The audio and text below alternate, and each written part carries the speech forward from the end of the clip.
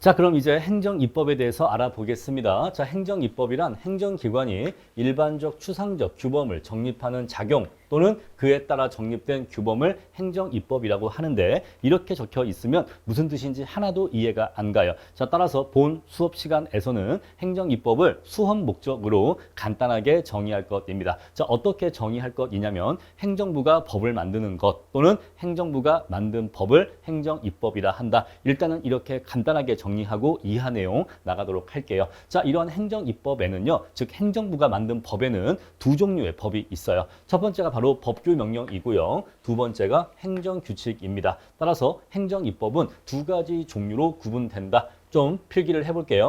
자, 행정입법이라고 하는 것은 법규명령과 행정규칙으로 구분된다. 이렇게 말씀드릴 수가 있습니다. 자, 그랬을 때 이 양자 사이에 아주 근본적이고 중요한 차이점이 있는데, 자, 이름 자체가 법규 명령은요, 법규라고 앞에 단어가 붙어 있죠. 그래서 법규 명령은 뭐가 있다? 법규성이 있어요. 자, 법규성이 있다라는 이 말은요, 결국 국민들이 반드시 지켜야 한다. 즉, 대외적인 구속력이 있다. 이 말과 같은 뜻입니다. 자, 그래서 법규성이 있다. 이 말은 국민들이 반드시 지켜야 한다. 이 뜻이고, 이 말은 곧 재판의 규범이 된다. 이 말과도 같은 말이에요. 그래서 1번, 2번, 3번은 같은 말입니다. 그래서 법규성이 있다. 이 말은 일반 국민들도 전부 다 지켜야 되고, 여기서 일반 국민들뿐만 아니라 법원도 지켜야 돼. 그래서 이 법규성은 법원도 구속합니다. 법원도 구속해요. 그래서 법원도 법규 명령의 내용에 따라서 판단을 해야 돼. 재판을 할 때 법규 명령의 내용에 따라서 그 내용에 비추어서 어떠한 행정작용이 위법한지 아닌지를 판단해야 된다 이 얘기예요. 우리 이것을 재판 규범이라고 하는데 법규성이 있다 이 말은 국민들이 반드시 지켜야 한다 이 말인데 국민들만 지키는 게 아니라 법원도 지켜야 돼. 우리 이것을 법원도 구속한다라고 하는데 이 말을 곧 다르게 얘기하면 재판의 규범이 된다. 이 세 가지 말이 다 같은 말입니다. 자, 그래서 여기다가 필기를 해보면요. 법규 명령은 법규성이 있다라는 것이에요. 법규성이 있다. 그리고 얘는요. 법규성이 없다. 자, 따라서 당연한 얘기지만 법규 명령은 법규성이 있기 때문에 뭐가 된다? 재판의 규범이 돼요. 같은 말이라 했죠. 재판의 규범이 됩니다. 하지만 행정규칙은요. 재판의 규범이 되지를 못해요. 자, 재판의 규범이 된다 안 된다가 무슨 뜻인지 말씀을 드릴게요. 자, 어떠한 행정청이 행정작용을 할 때 법규 명령에 나와 있는 내용대로 행정작용을 했습니다. 자, 그러면요. 그거는 법을 위반한 게 아니에요. 근데 법규 명령을 위반해서 행정작용을 했어요. 그러면요. 위법한 행정작용이 되는 겁니다. 바로 그게 재판의 규범이 된다는 거예요. 법규 명령의 내용대로 행정작용을 했으면 적법한 행정작용인 거고, 자, 경우의 수를 나눠볼까요? 경우의 수를. 법규 명령이 있는데 법규 명령의 내용대로 행정작용을 했어. 그럼 뭐가 되는 거예요? 그러면 적법한 행정작용이 되는 거예요. 왜? 법대로 한 거예요. 법대로 했으니까 적법한 겁니다. 자, 법규 명령의 내용을 위반하면서 행정작용을 했어. 그러면요, 위법한 행정작용을 한 거예요. 아시겠죠? 그러니까 법규 명령은 우리가 보통 얘기하는 법의 의미로 이해하시면 돼요. 아시겠죠? 반드시 지켜야 하는 겁니다. 자, 그런데 행정규칙이라는 게 있어. 행정규칙이 뭔지는 좀 이따가 더 자세히 설명드릴 건데 일단은 재판의 규범성부터 말씀을 드릴게요. 자, 행정규칙은요. 법원을 구속하지 않습니다. 그래서 재판의 규범이 되지를 못해. 자, 따라서 행정규칙에 나와 있는 내용을 지키면서 행정작용을 했어. 그렇다고 해서 적법하게 되는 것은 아니에요. 적법할 수도 있고 아닐 수도 있는데 행정규칙의 내용대로 했다고 해서 적법한 것도 아닙니다. 적법한 것도 아니에요. 그리고 행정규칙에 있는 내용과 다르게 행정작용을 했다고 해도 역시 위법한 것도 아닙니다. 위법하다고 볼 수도 없어. 왜 이런 거죠? 선생님 이해가 안 갑니다. 어떻게 행정규칙에 나와 있는 내용대로 했는데도 적법하다고 얘기할 수가 없고 행정규칙에 나와 있는 내용대로 하지 않았는데도 위법하다고 말할 수가 없는 건가요? 왜냐하면 행정규칙이라고 하는 것은 재판의 규범이 되지를 못하기 때문에 그래요. 법원이 어떠한 행정작용이 적법한지 위법한지를 판단할 때 행정규칙의 내용을 본다 안 본다? 안 본다 이 얘기예요. 행정규칙의 내용을 안 봐요. 얘를 안 본다니까? 얘를 안 보기 때문에 저 행정작용할 때 행정규칙 내용대로 했는데요? 몰라. 행정규칙이 뭔데? 됐어. 우리 법관들은 행정규칙은 안 봐. 우리 법원에서는 뭔가 판단을 할 때 행정규칙은 보지 않는다니까? 왜? 행정규칙은 법규성이 없잖아. 우리 법원을 구속하지 않아. 그래서 행정규칙을 안 봐요. 그래서 판사님 저 행정규칙을 지키면서 행정작용했습니다. 그거는 뭐 네가 그렇게 한 거고 나는 근데 행정규칙은 안 봐. 아니면 그 상대방이 저 행정청이 행정작용을 할 때 행정규칙에 위반해서 행정작용을 했어요.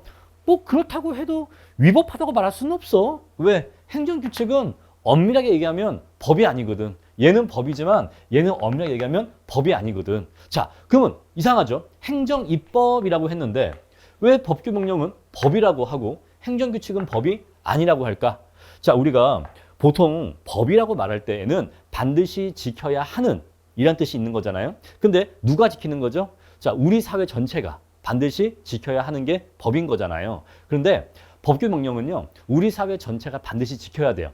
행정청이 지키는 건 당연한 거고 행정청뿐만 아니라 일반 국민 그리고 법원도 이 법규명령은 지켜야 됩니다. 법규명령 무시할 수가 없어요. 그런데 행정규칙은요, 그러니까 행정부 내부적으로만 지키는 법이기 때문에 행정규칙은 일반 국민들은 지킬 필요가 없는 거고 법원도 구속하지를 못하는 거예요. 이걸 그림으로 그리면요, 이렇게 그릴 수가 있어요. 자, 여기 행정부가 있습니다. 행정부 내부적으로만 반드시 지켜야 하는 법이 있는데 바로 그게 행정규칙이에요. 바로 그게 행정규칙이다. 이 행정규칙은요, 행정부 내에서는 반드시 지켜야 돼요. 행정규칙대로 일을 하지 않으면 그건 징계의 사유가 됩니다. 공무원의 징계 사유가 돼요. 그러니까 반드시 지켜야 돼. 하지만 행정부가 아닌 요 바깥에서는 일반 국민들이나 법원은요, 이 행정규칙을 지킬 필요가 없어. 이 행정규칙은 요 행정부 내부에서만 통용되는 법이거든요. 우리 그래서 행정규칙을 다른 말로 뭐라고 하냐면 내부법이라고 해요. 내부법. 얘를 내부법이라고 합니다. 행정부 내부에서만 통용되는 법이라고 해요. 그래서 행정규칙은 행정부 내부에선 법인데 일반 국민까지 구속하지를 못해요. 왜? 법규성이 없으니까. 일반 국민과 법원을 구속하지를 못합니다. 그래서 행정규칙은 행정부 내부에서만 법인 거예요. 그런데 행정부 내부뿐만 아니라 외부적으로도, 즉 일반 국민 그리고 법원도 구속하는 법이 있는데 바로 그게 법규명령이에요. 바로 그게 법규명령입니다. 법규명령은요, 행정부 내부적으로도 반드시 지켜야 돼요. 행정부 내부적으로도 반드시 지켜야 되고 행정부 내부뿐만 아니라 일반 국민과 그리고 법원도 법규명령을 준수해야 됩니다. 그래서 우리 법규명령을요, 다른 말로 외부법이라고 해요. 외부법. 그래서 우리가 보통 일상적으로 법을 지켜야 된다라고 말할 때 그 법은 요 외부법을 얘기하는 겁니다. 일반 국민들과 법원이 준수하는 법의 의미를 갖고 있어요. 그래서 행정규칙은 법이라고 볼 수 있긴 한데 근데 이거는 일반 국민이나 법원을 구속하는 법이 아니고 행정부 내부적으로만 지켜야 하는 법인 거예요. 그래서 행정규칙은 우리가 보통 얘기하는 법의 의미는 사실 아닙니다. 아시겠죠? 자, 그래서 법규명령과 행정규칙이 있는데 양자에는 아주 중요하고 근본적인 차이 무엇이 있다? 바로 법규성이 있다 없다의 차이가 있다. 그래서 법규명령은 법규성이 있기 때문에 재판의 규범이 돼요. 그래서 이 법규명령의 내용대로 행정작용을 했으면 적법한 행정작용이 되고 법규명령의 내용을 위반해서 행정작용을 했으면 위법한 행정작용이 되는 겁니다. 그래서 재판 규범이 된다라고 하는 것은 판사님들이 판결을 내릴 때 법규명령의 내용을 보면서 이 행정작용이 법규명령의 내용대로 했나 안 했나를 판단한다 이 얘기예요. 아시겠죠? 그런데 행정규칙은 법규성이 없어. 그래서 재판 규범이 되지를 못합니다. 그래서 판사님들이 판결을 할 때 어떤 행정작용이 위법한지 아닌지를 판단할 때 행정규칙을 보면서 얘 행정규칙에 위반하면서 행정작용을 했네. 또는 행정규칙에 맞게 했네. 이런 식으로 판단하지 않는다 이 얘기예요. 행정규칙은 본다 안 본다? 그냥 극단적으로 얘기하면 행정규칙을 보지 않는다 이 얘기예요. 물론 실무적으로는 행정규칙도 참고를 하겠죠. 왜냐하면 그러니까 특별한 사유가 없으면 행정규칙과 다르게 업무를 할 이유는 사실 없는 거거든요. 그리고 예외적으로 행정규칙도 예외적으로 법규성을 갖는 경우가 있는데 그건 뒤에 가서 말씀을 드릴 거예요. 근데 일단은 단순하게 얘기를 하자고요. 그래서 원칙적으로 행정규칙은 법규성이 없기 때문에 원칙적으로 판사님들은 판결을 내릴 때 행정규칙의 내용을 본다, 안 본다? 안 본다. 안 본다. 이 말이 바로 재판 규모비 대지를 못한다. 이 뜻이에요. 아시겠죠? 자, 그래서 행정입법은 두 가지로 나뉘는데 법규 명령과 행정규칙 두 가지로 나누고 법규성 있냐 없냐로 이렇게 내용이 달라지는 겁니다. 여기서 여러분들이 첫 번째로 헷갈리는 게 바로 이 행정규칙일 거예요. 행정규칙은 재판 규범이 아니기 때문에 행정규칙 내용대로 했다고 해서 적법하다고 말할 수도 없고 행정규칙 내용에 어긋나서 행정작용을 했다고 해도 위법하다고 말할 수가 없는 겁니다. 왜? 행정규칙은 재판 규범이 아니니까. 일단 여기까지 이해를 해 주시면 되겠어요. 자, 그래서 행정입법이라고 하는 것은 법규성을 갖는 법규 명령과 그렇지 못한 행정규칙으로 구분되는데, 그럼 우리가 앞에서 자, 행정청이 어떠한 행정작용을 할 때 법률 우위의 원칙에 따라서 법을 어기면 안 돼라고 했을 때 그 법을 어기면 안 돼라고 하는 것의 사실 엄밀한 의미는 이 법규 명령을 얘기하는 겁니다. 방금 우리가 앞에서 법원을 얘기할 때 자, 행정법의 법원은 이렇게 되어 있고 이 법원을 어기면 안 된다. 이 법을 준수하면서 행정작용을 해야 된다라고 했잖아요. 그랬을 때 여기서의 이 명령은 사실 무엇을 얘기하는 거다? 법규 명령을 얘기하는 거다라는 것이에요. 법규 명령을 사실 얘기하는 거다. 법규 명령을 반드시 지키면서 행정작용을 해야 된다라는 것인데, 그런데 아까 말씀드린 것처럼 행정규칙이 예외적으로 대외적 구속력, 즉 법규성을 갖는 경우가 있어요. 그래서 그런 경우에는 행정규칙도 이 자리에 올 수가 있는 건데 그거는 예외적인 경우이지만 우리 시험에서 굉장히 중요한 경우입니다. 그래서 뒤에 가서도 말씀을 드릴 거고, 그리고 기본 강의에 가서는 굉장히 중요하게 다루어질 거예요. 아시겠죠? 어떤 경우에 행정규칙이 예외적으로 대외적 구속력을 갖느냐, 중요한 논점입니다. 자, 그거는 뒤에 가서 말씀드릴 거다. 자, 일단은 좁은 의미로는 법규 명령만이 법규성이 있기 때문에 행정청은 행정작용을 할 때 법규 명령의 내용을 반드시 지키면서 행정작용을 해야지만, 그래야지만 위법한 행정작용이 되지 않을 수 있는 겁니다. 여기까지 기억을 하시고, 자, 아까 말씀드린 것처럼 원래 원칙은 법률의 법규 창조력이라고 해서 원래는 국민의 권리 의무를 제한하는 그러한 내용들은 반드시 의회에서 제정한 법률에 의해서, 반드시 의회에서 제정한 법률에 의해서 법규를 창조하도록 되어 있죠. 법규성을 갖는 규범은 반드시 원래 의회에서 만들게 되어 있어요. 그런데 오늘날 사회가 너무나 복잡하기 때문에 의회에서 만든 법률만 갖고는 이 사회를 다 규율하지 못한다라고 했습니다. 자, 그래서 법률의 위임을 받아서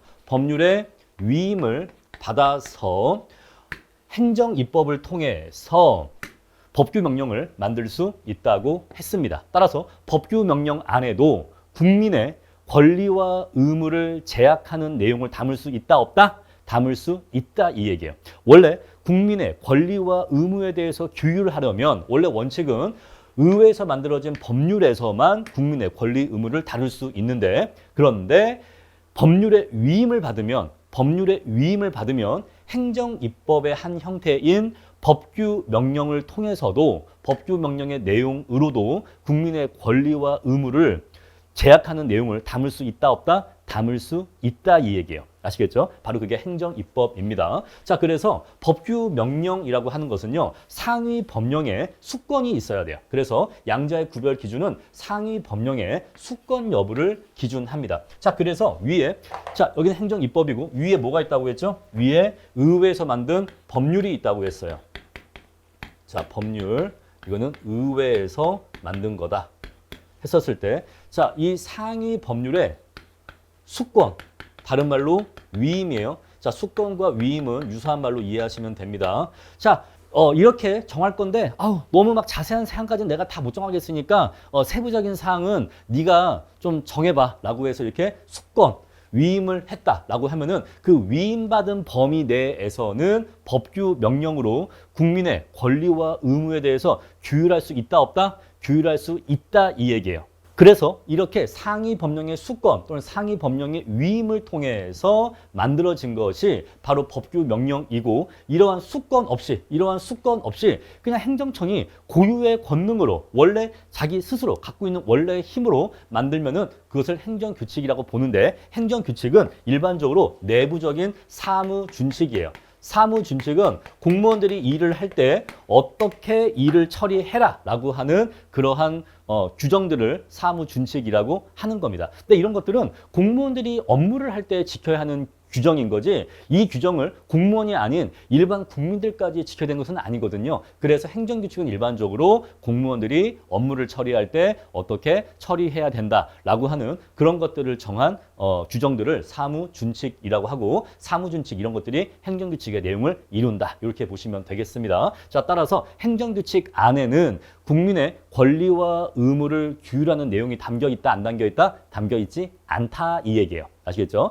자, 그래서 법규 명령 안에는 국민의 권리, 의무에 대한 내용이 담겨 있고 행정규칙 안에는 국민의 권리와 의무에 대한 내용이 담겨 있지 않다. 그러면 행정규칙은 대체 뭐가 담겨 있다? 행정규칙은 대부분 공무원들이 업무를 처리할 때 어떻게 업무를 처리해야 될지에 대한 사무준칙 이런 것들로 대부분 내용이 이루어져 있다. 별로 중요하지 않은 내용으로 이루어져 있다라는 것이에요. 아시겠죠? 자, 이렇게 해서 행정입법에는 법규 명령과 행정규칙 두 가지가 있고 이 두 가지가 어떻게 다른 건지에 대해서 구별을 해드렸습니다. 자, 그럼 이제 하나씩 더 자세히 말씀을 드려볼게요. 먼저 법규 명령부터 보도록 하겠습니다. 자, 먼저 법규 명령 보시면요. 행정권이 제정하는 일반적 추상적 규범으로서 법규성을 갖는 것을 말한다라고 되어 있어요. 자, 일단 일반적 추상적 규범이라는 단어의 뜻은 다음 시간에 설명드릴 거고 일단 본 시간에서는 법규 명령은 법규성을 갖는다. 요 단어에만 집중을 해주세요. 자, 법규성이란 국민에 대한 대외적 구속력을 말한다라고 말씀드렸고 그리고 법규성이 있으면은 재판 규범이 된다라고도 말씀을 드렸어요. 판사님도 그 내용을 보면서 위법한지 아닌지를 판단한다라고 말씀드렸습니다. 자, 이러한 법규 명령은요. 법 형식, 즉 재정권자에 따라서 세 가지 종류로 분류가 되는데 대통령이 만드는 대통령령이 있고 국무총리가 만드는 총리령이 있고 각부 장관이 만드는 부령이 있습니다. 자, 그랬을 때 우리는 이것을 실제로 법을 부를 때는 시행령, 시행규칙이라고 불러요. 따라서 대통령령은 우리가 시행령이라고 부르고 총리령과 부령은 시행규칙이라고 부릅니다. 자, 여러분들 앞으로 감정평가사 시험을 공부하실 때에는 국가법령정보센터라는 사이트를 정말 많이 들어가시게 될 겁니다. 왜냐하면 법이라고 하는 것은 수시로 업데이트, 개정이 이루어지기 때문에 여러분들이 종이로 된 법전을 구매하셔도 몇 달만 지나도 바로 법령의 개정이 발생해 버려요. 그래서 수시로 국가법령 정보 사이트에 들어가셔서 최신 법령을 확인하셔야 되는데 거기에 들어가셔서 우리 시험에서 가장 중요한 개별법인 공익사업을 위한 토지 등의 취득 및 보상에 관한 법률을 검색하시면은 여기 보시면은 여기 법률 나오죠? 법률. 밑에 보시면요. 법률하고 여기에 시행령 나오죠? 요 아래는요. 시행규칙 나옵니다. 자, 그래서 보니까 법률은 말 그대로 누가 만든 거죠? 이거는 의회에서 만든 거예요. 법률이니까 이거는 의회에서 만든 겁니다. 이게 의회. 그런데 시행령, 여기 있죠? 시행령. 시행령은 누가 만드는 거죠? 대통령이 만드는 거예요. 대통령령입니다. 그래서 여기 보시면요. 대통령령 이거 적혀 있죠? 시행령은 대통령령이다 이 얘기예요. 대통령이 만든 거다라는 것입니다. 자, 밑에 봤더니 시행규칙 있죠? 시행규칙은 누가 만드는 거죠? 국무총리 또는 각부 장관인데 우리 시험에서 국무총리가 나오는 일은 제가 알기로는 거의 없어요. 0.01%. 따라서 우리 시험에서는 국토교통부 장관이 문제가 되는데 자, 따라서 여기서의 시행규칙은 국토교통부 장관이 만든 겁니다. 여기 보시면 국토교통부령이라고 적혀 있죠. 자, 이렇게 해서 우리 시험에서 공익사업을 위한 토지 등의 취득 및 보상에 관한 법률, 그냥 줄여서 토지보상법이라고 하는데 토지보상법을 검색하면은 법률이 있고 그 밑에 시행령이 있고 시행규칙이 있는데 자, 위에 있는 이 법률은 의회에서 만든 법률이라고 했죠. 그럼 여기 이 셋 중에서 행정입법은 어떤 거예요? 행정입법은 이 밑에 두 가지예요. 이 두 가지. 시행령과 시행규칙. 저 두 가지가 이게 행정입법인 겁니다. 이게 행정입법인 거예요. 자, 그래서 이거는 법규성이 있다 없다? 있어요. 이거 법규성이 있는 거야. 자, 그래서 법규명령이라고 했고 법규명령은 시행령, 시행규칙 두 가지 형태가 있다고 했죠. 만드는 사람은 총 세 종류가 있고 어쨌거나 우리가 실무적으로는 시행령, 시행규칙 두 종류가 있으니까 이 시행령과 시행규칙은 법규명령이기 때문에 법규성이 있어요. 따라서 감정평가사가 시행규칙 내용을 위반하면서 평가를 했어. 그러면 그 평가는 위법한 평가예요. 왜? 시행규칙의 내용을 지키지 않으면서 평가했으니까 그러한 감정평가는 위법한 평가가 되는 겁니다. 아시겠죠? 자, 반대로 국토교통부 장관도 감정평가사에게 업무정지 처분을 내릴 때 법률이나 시행령이나 시행규칙에 있는 내용을 위반하면서 지키지 않으면서 업무정지 처분을 했어. 그러면 그 업무정지 처분은 위법한 업무정지 처분이 되는 겁니다. 왜? 이거는 법규명령이거든요. 이 위에 맨 위에 있는 법은 당연히 법인 거죠. 이건 당연히 의회가 만든 법이니까 당연히 법인 거고 이 밑에 두 개 시행령과 시행규칙도 법규명령이기 때문에 이것들도 법규성이 있어요. 재판의 규범이 돼. 그래서 요 내용대로 평가했으면 적법하게 평가한 거고 요 내용을 위반해서 평가했으면 위법한 평가가 되는 거예요. 마찬가지예요. 국토교통부 장관도 어떠한 행정작용을 할 때 이 시행령이나 시행규칙 즉 법규명령의 내용을 지키면서 했으면은 적법한 행정작용을 한 거고 이 내용을 위반하면서 했으면요 위법한 행정작용을 한 거예요. 즉 이거는 쉽게 얘기하면 법규성이 있는 거예요. 아시겠죠? 자 이렇게 해서 법규명령은 시행령, 시행규칙이라는 형태가 있는데 이 둘 다 모두 뭐다? 법규명령이다. 그래서 법규성이 있다. 그래서 이것들은 재판의 규범이 된다라는 것입니다. 그래서 여러분들이 감정평가사 수험 공부를 하실 때에도 이 대통령 그리고 시행규칙, 그러니까 시행령과 시행규칙 이 내용을 당연히 아셔야 되는 거고 그래야 합격할 수 있는 거고 나중에 합격한 이후에도 이 법규명령의 내용까지 지키시면서 평가를 하셔야지만 위법한 평가를 하지 않을 수 있는 겁니다. 어렵게 공부해서 딴 소중한 자격증이 날아가면 안 되는 거잖아요. 자, 바로 이게 법규명령입니다. 자, 그랬을 때 여기 보시면은 대통령은 당연히 행정부에서 가장 높은 사람이니까 당연히 대통령령은 나머지 총리령이나 부령보다 더 우월한 지위를 가져요. 그래서 대통령령이 총리령이나 부령보다 더 우월한 지위를 가집니다. 더 얘가 높은 거예요.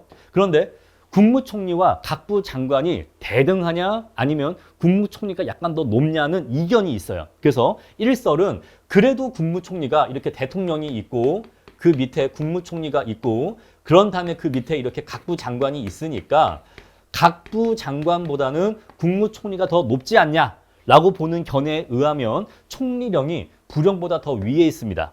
아시겠죠? 그렇게 보는 견해에 의하면. 자, 그런데 제 2설은 뭐냐? 그래도 대통령 밑은 다 같은 거다라고 해서 국무총리와 각부 장관을 같이 보는 견해가 있어요. 이 견해에 의하면 양자가 대등합니다. 아시겠죠? 근데 일반적으로는 그냥 다수설은 대등한 쪽으로 보시는 것이 다수설이에요. 자, 법학이라고 하는 것은요, 수학과 달라서 수학은 참이냐 거짓이냐 정답이 있지만 법학은 그렇게 보는 견해도 있고 그렇게 보지 않는 견해도 있어. 그래서 자, 이렇게 보는 견해에 의하면은 국무총리령이 더 높아요. 총리령이 부령보다 더 위에 있는데 이러한 견해에 의하면 양자가 서로 대등해. 그런데 누가 더 많냐? 법학자 중에서 누가 더 이런 말을 많이 하냐를 따져보면은 대등하게 보는 쪽이 다수설이다라고 보시면 되겠어요. 자, 따라서 총리령과 부령은 대등하다. 그 어떤 효력에 있어서 대등한 지위를 가진다라고 보시면 되는데 다행히도 우리 시험에서는 총리령이 문제가 되는 경우가 사실상 거의 없다라고 보시면 돼요. 자, 따라서 우리는 요 가운데 거 무시하고 시행령과 시행규칙 요 두 가지만 문제가 되기 때문에 그쵸? 여기 봐도 요 두 가지만 나와 있죠? 그래서 요 두 가지만 기억하시면 되겠습니다. 자, 이렇게 해서 법규명령 보여드렸고요. 자, 다음으로 법규명령을 내용에 따라서 한번 구분을 해 보겠습니다. 방금 우리가 앞에서 봤던 거는요, 재정권자에 따라서 법규명령을 이렇게 구분했던 거예요. 이렇게 세 가지로 구분했던 겁니다. 자, 이번에는요, 내용에 따라서 법규명령을 구분할 수가 있는데 법규명령을 그 안에 담겨 있는 내용에 따라서 위임명령이 있고 집행명령이 있어요. 자, 아까 제가 앞에서 말씀드린 것처럼 법규명령이라고 하는 것은 상위 법률이 있다라고 했어요. 자, 원래 국민의 권리와 의무에 대한 사항을 규율할 때는 법률로 하는 게 원칙인데 법률에서 다 정할 수가 없으니까 법률에서 이렇게 수권 또는 위임을 한다라고 했습니다. 그래서 이 위임받은 범위 내에서는 법규명령을 행정부가 만들 수 있다라고 했어요.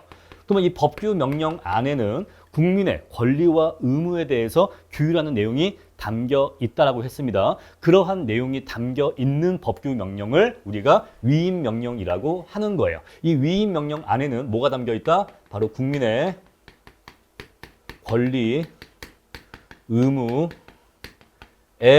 대한 규율이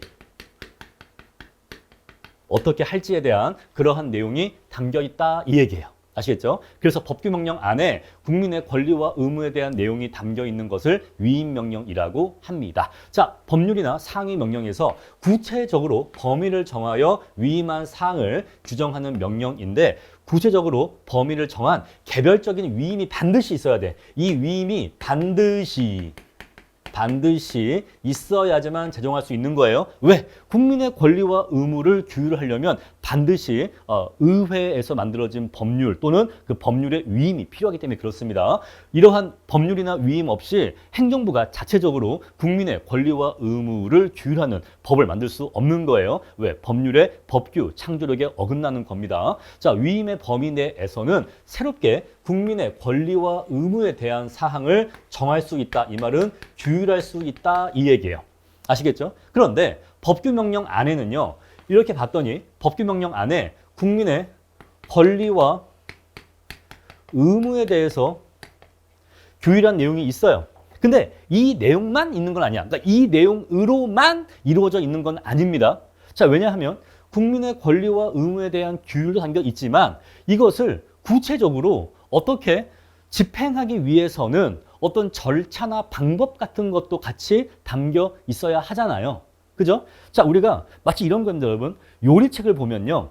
이 요리에 재료가 뭐다라고 하는 게 재료가 담겨 있겠죠. 뭐 당근이 얼마가 필요하고 양파가 얼마가 필요하고 그런 내용들이 담겨 있겠죠. 근데 그것들만 있다고 해서 요리를 할 수 있는 게 아니잖아요. 그것들을 갖고 어떻게 조리를 해야 되는지 그 조리 방법까지 요리책에 담겨 있을 거 아니겠습니까? 자, 그래서 이 안에 이러한 국민의 권리와 의무를 다루면서 이런 것들을 다루는 행정작용을 집행할 때에는 어떠한 절차 또는 어떠한 형식을 이루면서 해야 되는지 그런 내용도 담겨 있을 거예요. 즉 요리하는 법이라고 이해하시면 돼요. 그래서 여기 이런 것들을 집행하는 절차, 어떠한 절차를 거쳐서 해야 된다. 또는 어떠한 형식을 지키면서 해야 된다라고 하는 세부적 기술적 사항들도 같이 규정되어 있을 텐데 우리 그러한 내용들을 뭐라고 한다?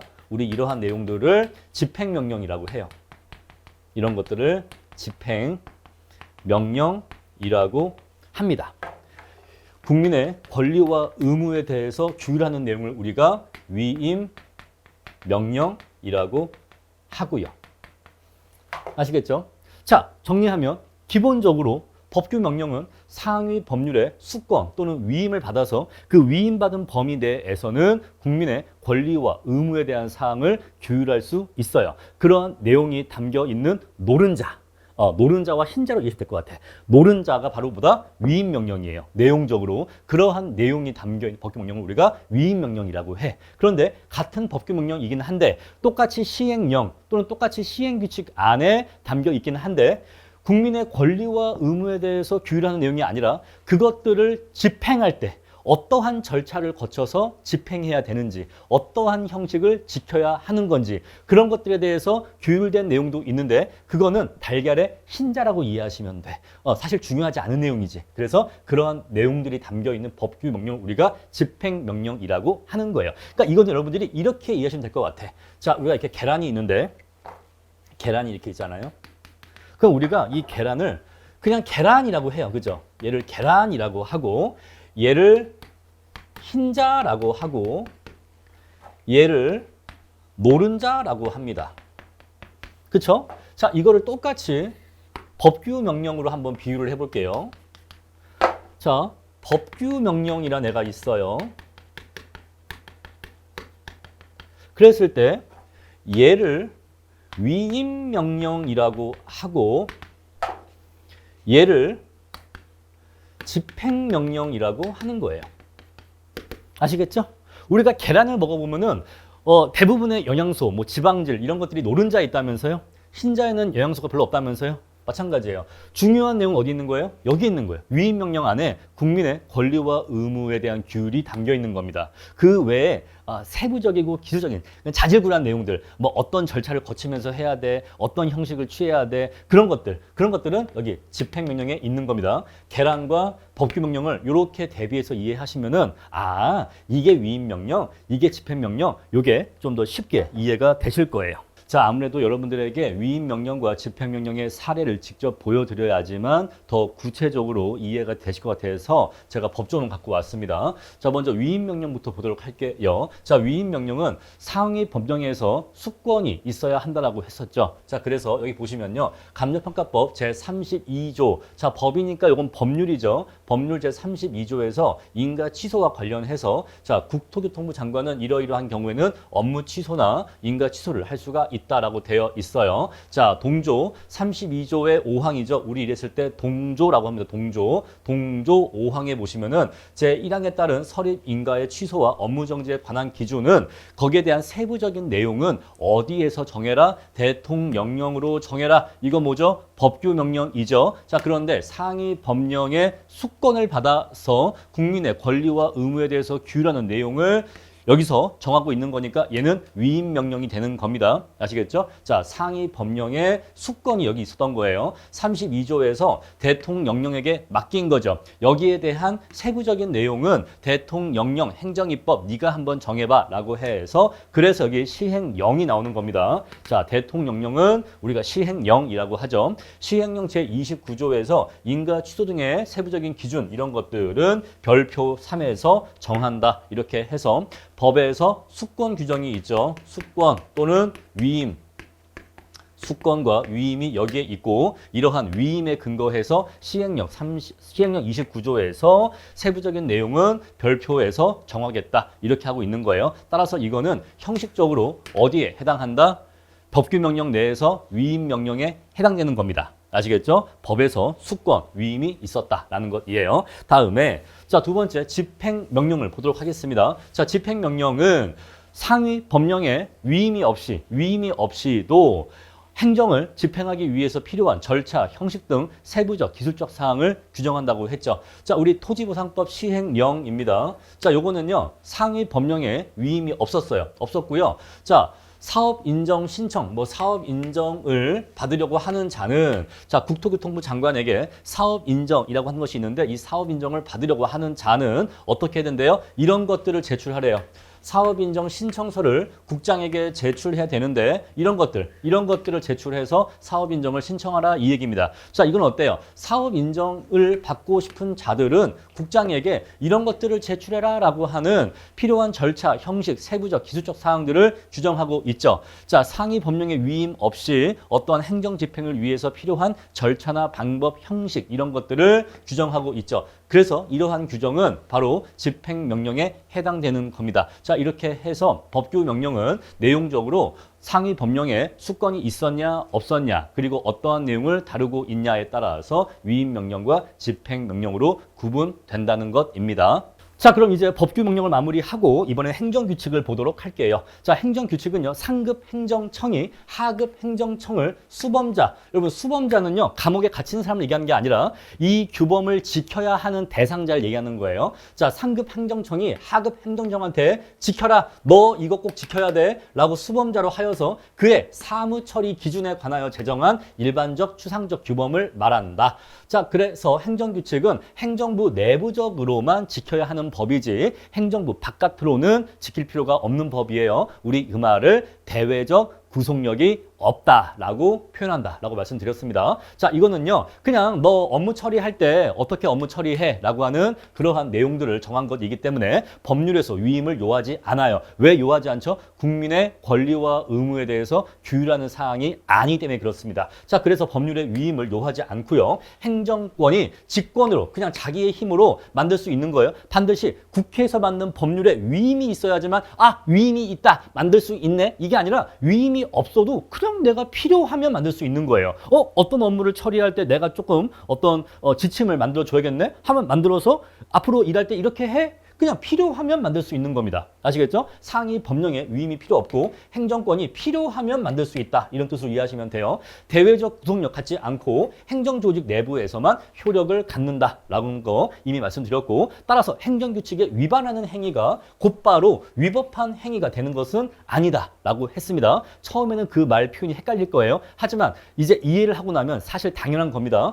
행정규칙 내용대로 했다고 해서 적법한 것도 아니고 행정규칙 내용과 다르게 했다고 해서 위법한 것도 아니다라는 것이에요. 그러니까 쉽게 얘기하면 행정규칙은 법이다 아니다, 법이 아니다라고 생각하시면 굉장히 생각을 깔끔하게 단순하게 정리할 수가 있는 겁니다. 여러분, 제가 누누이 말씀드립니다만 법학 공부는요, 물론 다른 과목도 마찬가지이겠지만 법학은 그 내용이 추상적이기 때문에 처음에는 정말로 심플하고 단순하게 개념을 정리하셔야 돼요. 아, 그게 그거구나 라고 해서 법학의 개념과 구조를 가장 심플하고 단순하게 이해하신 다음에 그런 다음에 이제 세부적인 살을 붙이는 겁니다. 아, 이러한 예외사항도 있네. 아, 이러한 판례도 있네 라고 하면서 세부적인 예외를 붙이는 거예요. 그런 식으로 해서 이제 살을 채워서 전체 실력을 완성해 나가는 겁니다. 처음에는 단순하게 뼈다귀, 철사로 구조만 빨리 만들어 놓으셔야 돼요. 아시겠죠? 그 구조가 확실하고 정확하게 만들어져 있어야지만 나중에 살을 붙였을 때 실력이 빨리 달라붙을 수가 있습니다. 자, 이것이 행정규칙이고요. 행정규칙은 그 내용에 따라서 행정조직을 어떻게 구성해야 된다. 자, 근무를 할 때 어떠한 근무를 해야 된다. 몇 년 일했으면은 연차 휴가를 며칠 쓸 수 있다. 그런 것들 있잖아요. 또 승진을 할 때 몇 년 일했으면 승진을 한다. 또는 어떠한 성과를 충족하면은 승진을 시켜준다. 그런 것도 있잖아요. 그런 것들이 바로 근무규칙이고, 그 외에 또 뭐가 있냐면 재량규칙. 재량규칙은 재량권 행사의 기준을 정하는 행정규칙인데, 행정규칙에서 가장 중요한 내용이 바로 요겁니다. 재량준칙이에요. 이게 제일 중요한 거야. 근데 요거는 뒤에 가서 좀 더 말씀드릴게요. 아직 우리가 기속행위, 재량행위를 공부하지 않았기 때문에 재량이 뭐냐 또는 재량행위가 뭐냐라고 하는 것은 뒤에 가서 뒷시간에서 설명을 드리겠습니다. 자, 일단 미리 예고할게요. 행정규칙의 내용 중에서 가장 중요한 내용은 바로 재량준칙이다. 공무원이 재량을 행사할 때 일정 범위 내에서 판단할 수 있었을 때 우리 이것을 재량이라고 하는데, 자, 이 일정 범위 내에서 판단할 수 있는 재량이 있고, 이 재량권을 행사할 때 어떤 기준에 의해서 재량권을 행사해야 되는지 그 가이드라인을 제시한 것을 재량준칙이라고 해요. 따라서 재량준칙이 행정규칙의 아주 중요한 기준을 이룬다라는 것입니다. 자, 실무적으로 행정규칙은 훈령, 지시, 예규, 일일명령, 고시 이런 것들의 형식을 취하면서 만들어집니다. 그래서 행정규칙은 그 형식이 매우 다양합니다. 그래서 앞에서 우리가 얘기했었던 시행령, 총리령, 부령 이러한 형식은 법규 명령의 형식이고, 그리고 지금 말씀드린 훈령, 지시, 예규, 일일명령, 고시 이런 것들은 행정규칙의 형식이에요. 아시겠죠? 그러니까 형식이 다릅니다. 자, 그래서 어떠한 행정입법이 시행령, 총리령, 부령의 형태로 만들어졌다라고 하면은 그건 형식이 뭐라고요? 법규 명령의 형식이에요. 그래서 그러한 형식으로 만들어진 법규 명령은 법규성을 갖는 게 원칙입니다. 그리고 훈령, 지시, 예규, 일일명령, 고시 이러한 형식으로 만들어진 것은요, 행정규칙의 형식이에요. 그래서 이러한 형식으로 만들어진 것들은 법규성이 없는 것이 원칙입니다. 자, 그런데 이제 혼돈의 카오스가 시작됩니다. 자, 뭐냐면요, 우리가 아마도 이 사례가 가장 이해하시기 쉬운 사례인 것 같아요. 옛날에 되게 옛날 얘기예요. 아마 여러분들은 이름도 아마 들어본 적 없으실 건데, 체인지라는 영화가 있었어요. 체인지. 김소연 여자 배우가 고등학생일 때인가? 그때 촬영한 건데, 아마 영화가 한 25년 전 영화일 거예요. 거의 이 정도? 아니면 한 30년 전? 이 정도 아주 오래된 영화입니다. 이게 어떤 영화냐면요, 남학생과 여학생이 있었어요. 아마 남자 고등학생, 여자 고등학생이었을 것 같은데, 이 둘이 같이 있다가 천둥번개를 맞은 거예요. 같이 있다가 천둥번개를 맞았어. 그래서 어떻게 됐냐면은, 자, 남자와 여자의 영혼이 바뀝니다. 자, 육체가 있고 영혼이 있을 텐데, 자, 얘는 남자의 육체고 얘는 여자의 육체예요. 그런데 얘의 영혼이 일로 들어가니까, 자, 남자의 육체 안에 여학생의 영혼이 들어갑니다. 그리고 남학생의 영혼은 여학생 몸에 들어가서, 자, 여기에는 여자의 몸에 남자의 영혼이 들어가게 돼요. 그래서 이제 막 여러 가지 우당탕탕 소동이 벌어지겠죠. 그런 다음에 다시 아마 다시 번개맞고 다시 돌아오는 그런 영화인 걸로 기억하는데, 자, 우리 이랬을 때 육체는 남자예요. 근데 영혼은 여자의 영혼이 들어가 있어. 그럼 우리 얘를 남자라고 봐야 돼요? 여자라고 봐야 돼요? 이게 문제가 되는 거예요. 마찬가지예요. 얘도 육체는 여자의 육체예요. 근데 영혼은 남자의 영혼이래. 그럼 얘는 여자예요? 남자예요? 이게 판단이 어려워지는 겁니다. 자, 이 얘기를 지금 왜 하는 거냐? 바로 형식과 내용이 불일치하는 경우가 있기 때문에 이 말씀을 드리는 겁니다. 자, 방금 제가 뭐라고 말씀드렸냐면요. 법규 명령의 형식이 있다고 했고 행정규칙의 형식이 있다고 했어요. 법규 명령의 형식은 뭐라고 했죠? 시행령, 그러니까 대통령령, 총리령, 부령, 이게 법규 명령의 형식이라고 했죠. 그러면 형식적으로, 그러니까 육체예요, 육체. 육체는 그게 법규 명령인 겁니다. 근데 이 안에 담겨 있는 내용은 형식은 그러한데 실제 내용은 행정규칙의 내용이 담겨 있는 거야. 얘가 영혼인 거죠. 그래서 그 내용은 이거네, 이거 영혼. 이건 육체. 그래서 형식은 법규 명령의 형식으로 만들어졌는데 실제로 그 안에 담겨 있는 내용이 행정규칙의 내용인 거야. 아니, 형식은 법규 명령인데 뭐 시행령, 시행규칙인데 정작 그 내용을 봤더니 사무처리 준칙이야. 공무원들 너희들 일할 때 이렇게 일해야 돼? 이게 뭐야? 이건 공무원들 일할 때 하는 거잖아. 행정규칙이 담겨 있어. 자, 반대입니다. 이건 반대예요. 형식은 행정규칙이야. 그런데 속에 있는 내용은 법규 명령이야. 형식은 행정규칙인데 국민의 권리와 의무에 대해서 규율하고 있어. 이런 식으로 형식과 내용이 불일치하는 사례가 존재하는데 이거는 중요한 내용이다 아니다? 슈퍼 중요한 내용이에요. 이건 정말 슈퍼 중요해.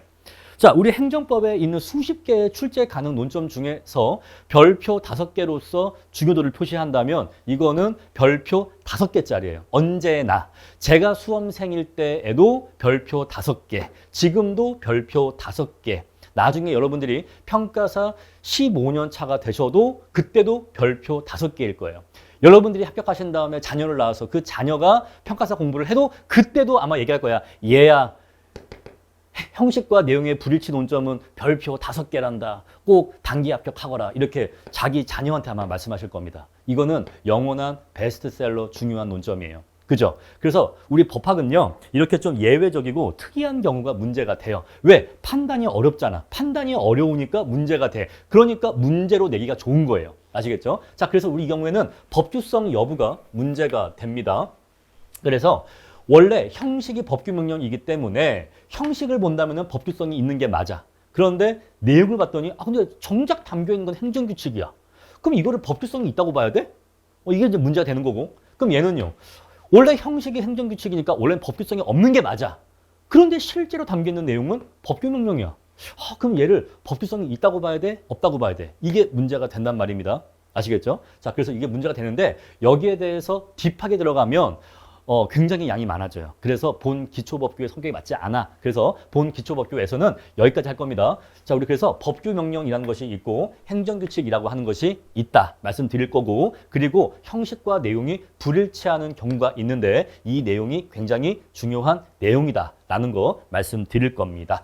자, 여러분들의 이해를 도와드리기 위해서 사례를 보여드리겠습니다. 먼저 법규 명령 형식의 행정규칙을 보여드릴 거예요. 항상 이런 식으로 구체적으로 사례를 보여드려서 여러분들께 이러한 추상적인 이론을 빨리빨리 구체화시켜 드릴 겁니다. 자, 감정평가법 시행령이기 때문에 시행령은 대통령이 만드는 거니까 법규 명령의 형식이라는 거 아실 수가 있겠죠. 요거는 형식은 법규 명령입니다. 근데 그 안에 담겨 있는 내용을 봤더니 업무정지의 기준이래요. 그래서 업무정지 기간을 정할 때 뭐 2분의 1의 범위 안에서 업무정지 기간을 어떻게 할 수 있다. 하지만 2년을 넘을 수 없다. 막 이런 식으로 업무정지 기간을 결정할 때 어떻게 판단해서 결정할지에 대한 지침을 제공하고 있는데 이거는 재량 준칙의 성격이에요. 자, 왜냐하면 우리가 업무정지라고 하는 것은 2년의 범위 내에서 업무정지를 때릴 수 있는 겁니다. 자, 따라서 얼마의 기간으로 업무정지를 때릴지는 행정청에 재량이 있는 거예요. 아시겠죠? 여기는 재량이 있는 건데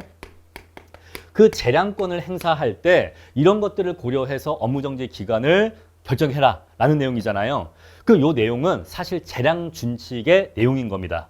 업무정지 기간을 결정하는 2년 이내의 범위에서 0에서 2년 사이에 업무정지 기간을 결정할 때 네가 재량권을 행사할 때 이러한 것들을 고려해서 또는 이렇게 계산을 해서 업무정지 기간을 계산해라 라고 하는 것이기 때문에 공무원이 업무를 처리할 때 어떻게 업무 처리를 하면 좋을지를 정한 거예요.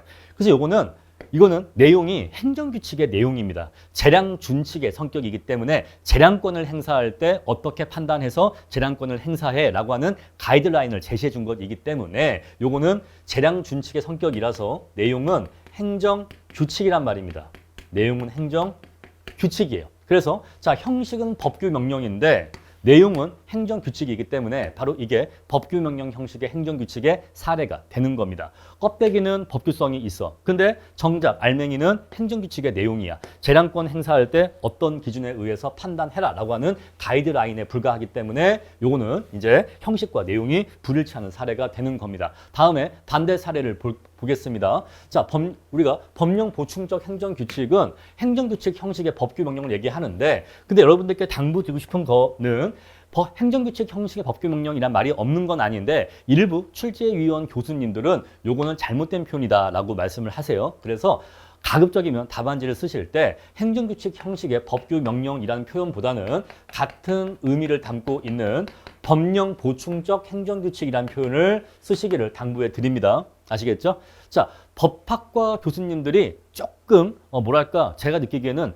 자존심이 좀 강하다라는 게 있으세요. 그래서 내가 봤을 때는 이 표현은 틀린 표현이야 라고 생각하시는 교수님이 있는데 그분이 출제위원으로 들어가신 해에 답안지가 이런 표현 썼다? 그러면 절대 좋을 리가 없어요. 아시겠죠? 자, 따라서 이거는 그분 생각에는 틀렸다고 해도 그분 마음인 거예요. 왜? 그분의 어떤 전문적 지식과 뭐 이런 것들에 의해서 출제위원회 재량에 의해서 이거는 틀린 거야. 까버려. 이래버리면 할 말이 없어. 그래서 가급적이면 위험한 표현은 안 쓰는 게 좋아. 그래서 앞으로 답안 쓰실 때 행정규칙 형식의 법규명령이라는 표현보다는 법령 보충적 행정규칙이라는 표현을 쓰실 건데 우리가 말이 길다 보니까 약어를 쓰는 경우가 있어요. 우리 애는 법보행이라고 할 거예요. 법보행.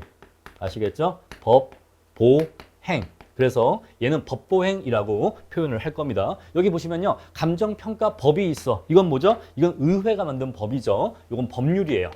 법률이고 내용 봤더니 감정평가의 공정성과 합리성을 보장하기 위하여 감정평가 법인 등이 준수하여야 할 원칙과 기준은 국토교통부령으로 정한다라고 해서 위임을 했죠. 위임을 했습니다. 자, 세부적인 사항은 국토교통부령으로 정해봐. 라고 해서 국토교통부령은 국토교통부 장관이 만드는 시행규칙이죠. 이거는 법규명령이죠. 그래서 이렇게 위임을 해서 자, 감정평가에 관한 규칙이 국토교통부령입니다. 이렇게 해서 자, 이 규칙에서 정하는 사항 외에 감정평가 법인 등이 감정평가를 할 때 지켜야 할 세부적인 기준에 대해서는 국토교통부 장관이 정하여 고시한다라고 되어 있어. 자, 그래서 법에서 자, 준수해야 될 원칙과 기준, 세부적인 내용들은 내가 법에서 다 말할 수가 없으니까 여기에 대해서 국토교통부령으로 정해봐 라고 했고 그 국토교통부령으로 정했는데 그 내용 말고도 내가 여기서 정한 내용 말고도 그 외의 내용이 더 있으면 그 내용들에 대해서는 국토교통부 장관이 정해서 고시한다라고 되어 있고 그렇게 해서 국토교통부 고시로서 감정평가 실무 기준이라고 하는 것이 만들어진 겁니다. 라고 하면은 이 감정평가 실무 기준은 상위 법령에 위임이 있었다 없었다? 있었다. 그죠? 자, 화살표 반대로 해야겠네. 자, 상위 법령에 위임이 있었잖아요. 자, 여기서 위임이 있었고 그리고 여기서 또 위임이 있었잖아. 위임 있었고 위임 있었잖아요. 법률에서 위임 있었고 그리고 법규명령에서 또 위임이 있었잖아. 그래서 위임을 받아서 국토교통부 고시로서 감정평가 실무 기준을 만들었다 이 얘기예요. 근데 이 고시라고 하는 것은 아까 말씀드렸습니다만 요거는 행정규칙의 형식이야. 그래서 자, 요거는 행정규칙의 형식입니다. 행정규칙의 형식인데 요거는 상위 법령의 위임을 받아서 이러한 사항들에 대해서 규율을 했거든요. 그래서 그 내용은 법규명령의 내용이다라고 봐요. 법규명령의 내용이다. 여기에 담겨있는 내용은 법규명령의 내용이다 라고 보는 거예요. 그래서 자, 행정규칙의 형식을 취하고 있지만 실제로 여기에 담겨있는 내용은 상위 법령의 위임을 받아서 만들어졌기 때문에 법규 명령이다라고 보는 거예요. 그래서 형식과 내용이 불일치하는 거죠. 자, 우리 앞으로 다시 돌아가 보면요. 앞 슬라이드 다시 보도록 할게요.